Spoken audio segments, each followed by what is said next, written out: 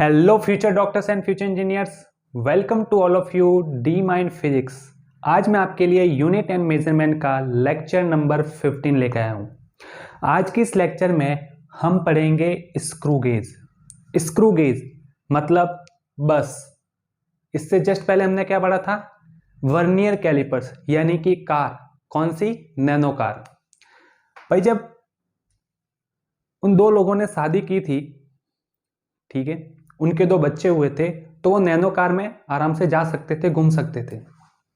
मतलब अगर vernier callipers हम कब यूज लेते थे? हम वर्नियर कैलिपर्स तब यूज लेते थे जब किसी वैल्यू को 0.01 सेंटीमीटर तक अगर एक्यूरेट वैल्यू मेजर करनी है, तब ही हम वर्नियर कैलिपर्स को काम में ले सकते हैं। अगर मैं चाहता हूं कि इससे भी ज़्यादा एक्यूरेट वैल्यू मेजर करूं, यानी आफ्टर डेसिमल, जो डेसिमल है, इस डेसिमल के बाद 2 डिजिट है, अगर आफ्टर डेसिमल 2 डिजिट तक मैं वैल्यू को वर्नियर कैलिपर से मेजर कर सकता हूं। यानी जब 2 बच्चे हैं तब नैनो कार से काम चल जाएगा। अगर बच्चे बड़े, डेसिमल के बाद 3 हो गए, डेसिमल के बाद 4 हो गए, या फिर माइक्रोमीटर तक हो गए, तो भैया कार से काम नहीं चलेगा। अब क्या खरीदनी पड़ेगी? तुम्हें बस खरीदनी पड़ेगी। और बस मतलब स्क्रू गेज। अब देखो यहां लिखा है मैंने कि vernier calipers measure accurate value up to 0.01 centimetre. यानी भैया इस वर्नियर कैलिपर्स की इतनी ही औकात है, इससे ज़्यादा ये मेजर कर ही नहीं सकता। अगर इससे भी छोटी वैल्यू और उससे भी एक्यूरेट वैल्यू अगर मेजर करनी है, तो आपको लेना पड़ेगा स्क्रू गेज। तो screw gauge is use to measure more accurate value up to 0.001 centimetre या 0.001 सेंटीमीटर या इन माइक्रोमीटर। ठीक है, आपके सामने यहां पर एक स्क्रू गेज का डायग्राम दे रखा है। वैसे इसकी फिनिशिंग तो सही नहीं है, बट समझ सकते हैं। देखो यहां पे एक ये दे रखा है आपको, मेटेलिक फ्रेम दे रखा है। ये क्या है? एक मेटेलिक फ्रेम। इस मेटेलिक फ्रेम के 2 पार्ट है, एक ये वाला पार्ट और एक ये वाला पार्ट, जिससे जस्ट आगे वाले पार्ट को हम बोलते हैं स्टड या बोलते हैं एनविल। ये जो स्टड या एनविल है, ये क्या होता है? फिक्स्ड। ये फिक्स्ड है अपनी जगह पे, ठीक है। और ये जो मेटेलिक फ्रेम का जो दूसरा वाला पार्ट है, जो दूसरा एंड है इसका, उससे 2 चीज जुड़ी हुई है। क्या चीज जुड़ी है? 2। राइट साइड में जुड़ा हुआ है लीनियर स्केल, जिसको हम पिच स्केल भी बोलते हैं या इसको हम स्लीव भी बोलते हैं। ये जो लीनियर स्केल है, ये जो पिच स्केल है, ये लाइक किसके जैसा है? Like main scale. भैया जो हमने वर्नियर कैलिपर्स में हमने पढ़ा था ना, एक मेन स्केल एक वर्नियर स्केल, तो ये एग्जैक्ट मेन स्केल की तरह काम करता है। कौन? Linear scale, pitch scale. इसको पिच स्केल भी बोलते हैं या फिर इसको एकदम स्लीव भी बोलते हैं, यानी जो बाजू होती है ना उसको। उसके जस्ट आगे क्या है? एक सर्कुलर स्केल है, जिसको हम हेड स्केल भी बोलते हैं। और ये जो है, ये लाइक होता है वर्नियर स्केल, यानी वर्नियर स्केल की तरह काम करता है।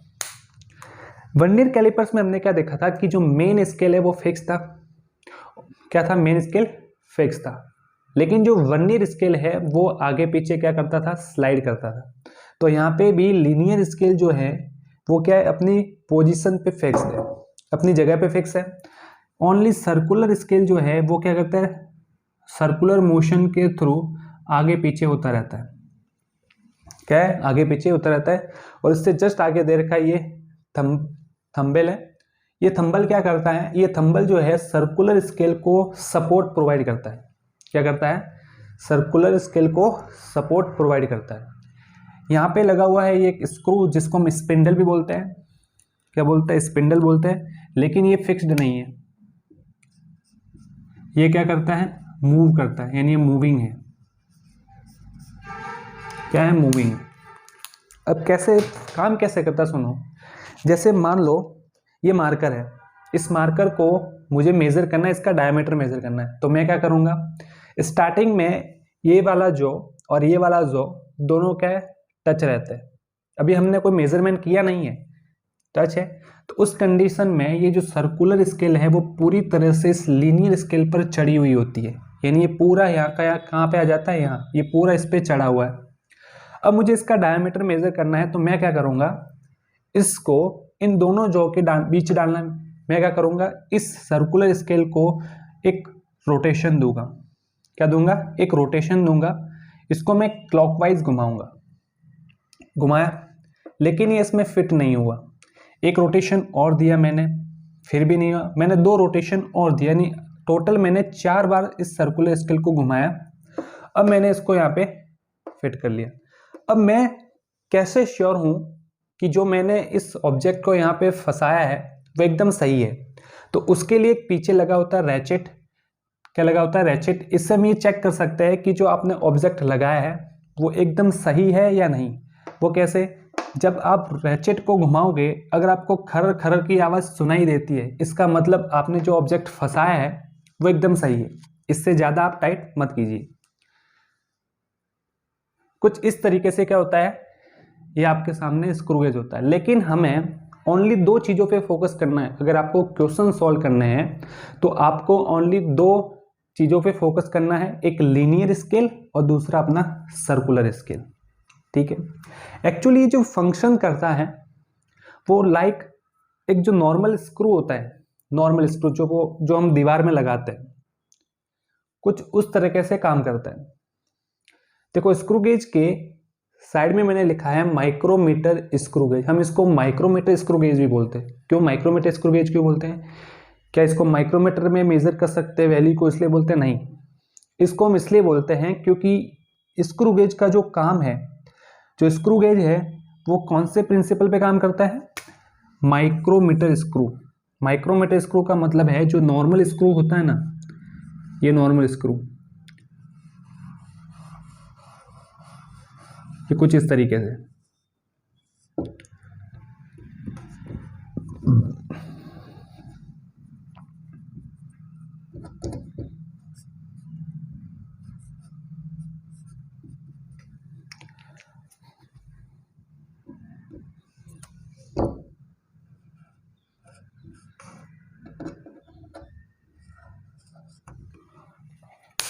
ये जो नॉर्मल स्केल है कुछ इस तरीके से क्या करता है, काम करता है। ये जो है, ये क्या है, थ्रेड्स। क्या है ये? थ्रेड्स। ये 1 थ्रेड्स, ये 2, ये 3, ये 4, ये सब थ्रेड्स है। इनको हम थ्रेड्स बोलते हैं। जिस तरह से एक स्क्रू के अंदर जो थ्रेड्स होते हैं, उसी तरह से यहाँ पर स्क्रू के अंदर क्या होता है, एक थ्रेड्स होते हैं जिसको हम स्पिंडल भी बोलते हैं। ठीक है।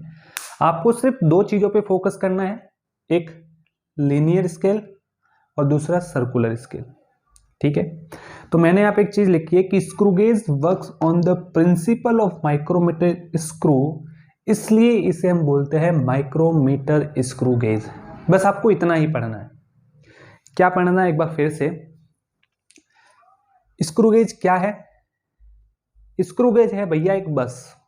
क्या है? बस। भाई जब हमने कार खरीदी थी तब नैनो कार में पेरेंट्स के अलावा ओनली 2 बच्चे और बैठ सकते थे। अब बच्चे और बढ़ गए, बच्चे 3 हो गए, बच्चे 4 हो गए, बच्चे 5 हो गए। तो भैया अब नैनो कार से काम नहीं चलेगा, हमें नैनो कार को बेचना पड़ेगा और एक बस को खरीदना पड़ेगा। और हमने बस खरीदी स्क्रू गेज। स्क्रू गेज क्या है? एक बस है। ठीक है। यानी कहने का मतलब यह है कि वर्नियर कैलिपर्स ओनली 0.01 सेंटीमीटर तक ही वैल्यू को एक्यूरेट मेजर कर सकता है। अगर आप इससे छोटी वैल्यू को मेजर करना चाहते हो तो आप वर्नियर कैलिपर से नहीं कर सकते। उसके लिए आपको क्या लेना पड़ेगा? Screw gauge. और स्क्रू गेज कहाँ तक मेजर कर सकता है? 0.001 सेंटीमीटर तक, 0.0001 सेंटीमीटर तक, और यहाँ तक कि वो माइक्रोमीटर में भी मेजर कर सकता है। ठीक है। आपको सिर्फ इस पे और इस पे फोकस करना है। अब हम इस स्क्रू गेज का एक मेन टॉपिक स्टार्ट करते हैं, लीस्ट काउंट, क्योंकि सबसे अच्छे क्वेश्चंस लिस्ट काउंट पे बनते हैं। उसके बाद हम पढ़ेंगे रीडिंग। ठीक है। देखो, अब हम देखते हैं लिस्ट काउंट। लिस्ट काउंट का मतलब क्या होता है? लिस्ट काउंट का मतलब होता है कि मेजरिंग इंस्ट्रूमेंट छोटी से छोटी वैल्यू क्या मेजर करके दे सकता है आपको। ठीक है। ये आपके सामने लीनियर स्केल है।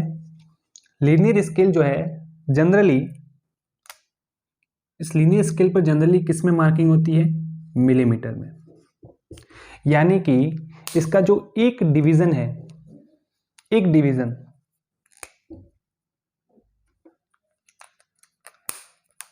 डिवीजन जो है वो किस में होता है?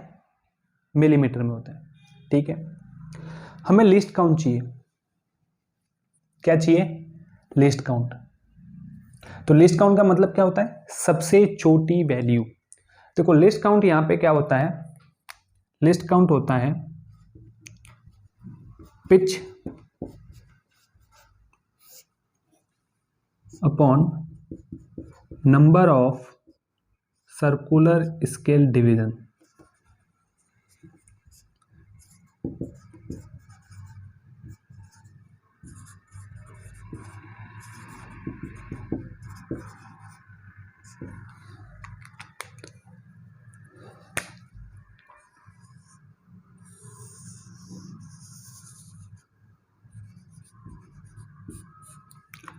ये होता है least count, pitch upon number of circular scale division.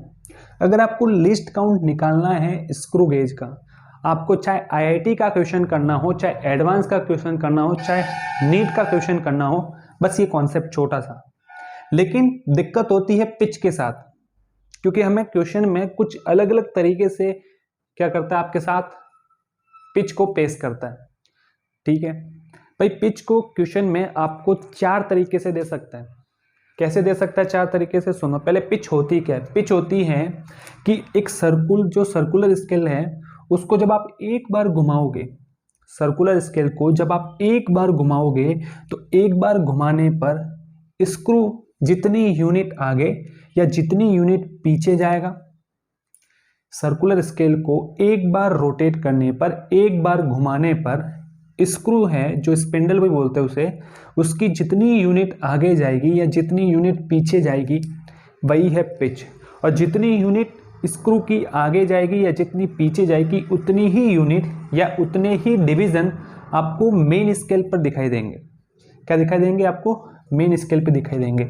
अब सुनो, जैसे कि ये जो है, इसका छोटा सा पार्ट मैं यहां बना रहा हूं।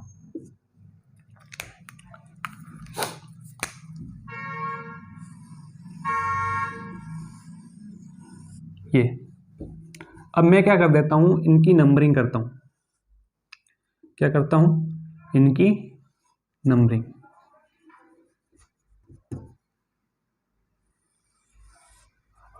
ये 1 2 एंड 3।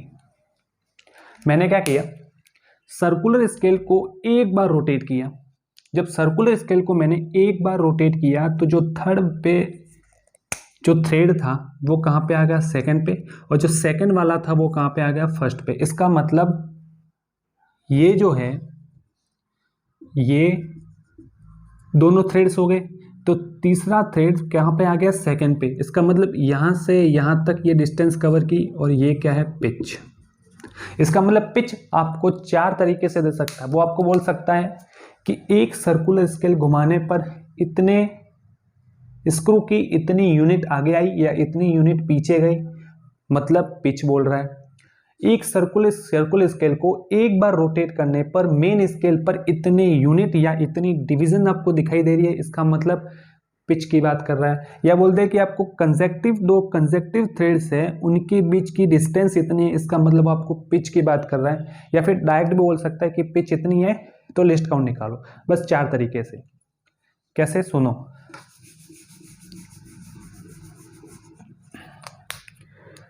पिच जो है वो आपको 4 तरीके से दे सकता है। कैसे? हमें क्या करना है वो सुनो। Rotating the circular scale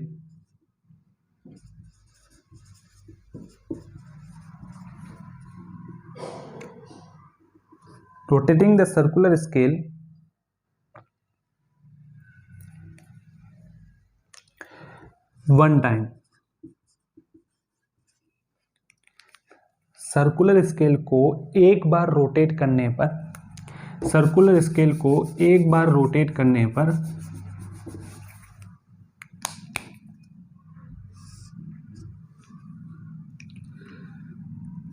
number of units the screw will move forward या बैकवर्ड। फॉरवर्ड या बैकवर्ड भाई, एक सर्कुलर स्केल को आप एक बार रोटेट करोगे तो एक बार रोटेट करने पर जो स्क्रू है उसकी जितनी भी यूनिट आगे जाएगी, जितनी यूनिट पीछे जाएगी, उसे भी क्या बोलते हैं, उसे ही हम बोलते हैं पिच। ये पिच है,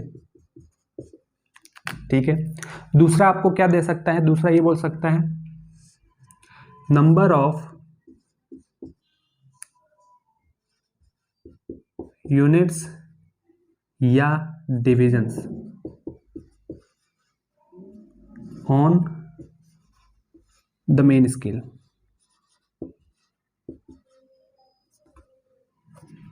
on the main scale भाई, जब एक बार रोटेट करोगे, करोगे तो आपको इस मेन स्केल पर कितनी यूनिट शो होगी, वही क्या है, या कितने डिवीजन शो होंगे, वही क्या है, पिच है। क्या है ये, pitch.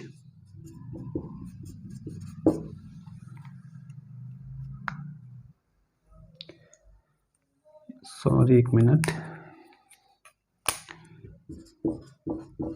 So on the main scale.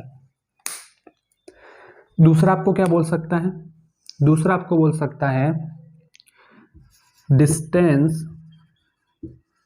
Between two consecutive threads. ये एक थ्रेड्स, ये दूसरा थ्रेड्स, दोनों थ्रेड्स के बीच की डिस्टेंस भी क्या है, पिच है। अभी बताया था ये देखो, अब इनको समझो मैं क्या बताना चाहता हूं। Rotating the circular scale one time, ये चीज याद रखना, सर्कुलर स्केल को सिर्फ एक बार ही रोटेट करना है, सिर्फ एक बार। अगर आपको वो क्वेश्चन में 4 बार 5 बार देगा तो हमें कितने के लिए निकालना है, सिर्फ एक के लिए।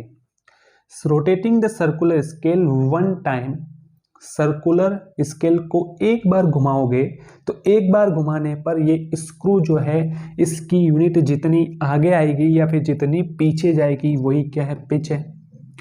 यानी पिच है, और जितनी ये आगे जाएगी या जितनी पीछे जाएगी उतनी ही यूनिट आपको मेन स्केल पर शो होगी, उसे भी क्या बोलते हैं, पिच। ठीक है, अब जितनी यूनिट आगे जाएगी, जैसे मान लो मैंने सर्कुलर स्केल को एक बार रोटेट किया, इसको मैं नंबरिंग दे देता हूँ 1 2 3 और 4, ये क्या है, थ्रेड्स है। ठीक है, अब जैसे ही मैंने इसको एक बार रोटेट किया तो जो 4 नंबर वाला थ्रेड है वो कहाँ पे आ गया, थर्ड पे। यानी इस 4 वाले ने कितनी डिस्टेंस ट्रेवल की, ये वाली तो ट्रेवल की, तो यही क्या है, पिच। क्या है, पिच। और तीसरा क्या तरीका है, फोर्थ क्या तरीका है, डायरेक्ट।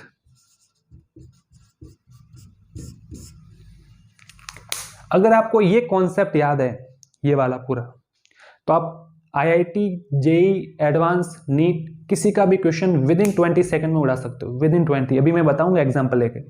क्या करना है आपको, बस आपको पिच में प्रॉब्लम आएगी, और पिच में आपको वो 4 तरीके से दे सकता है। और कैसे चेक करना हमें, या तो वो आपको देगा कि स्क्रू जो है उसकी इतनी यूनिट्स आगे गई है, या फिर उसने इतना आगे बढ़ा है, या फिर इतना पीछा है, या फिर आपको मेन स्केल पर बोला जाएगा कि मेन स्केल पर इतने डिवीजन शो हो रहे हैं। तो हमें किसके लिए लेना है, ओनली एक सर्कुलर स्केल के लिए, एक सर्कुलर स्केल के एक रोटेशन के लिए, सर्कुलर स्केल के एक रोटेशन के लिए हमें लेना है। दूसरा आपको बोल देगा कि कंसेक्टिव थ्रेड्स है, उन दोनों के बीच की डिस्टेंस इतनी है, इसका मतलब आपको पिच बोल रहा है। और दूसरा वो डायरेक्ट बोलेगा कि भैया इतनी पिच है, इतने डिवीजन है, pitch upon division list count. अब हम देखते हैं इसके क्वेश्चंस।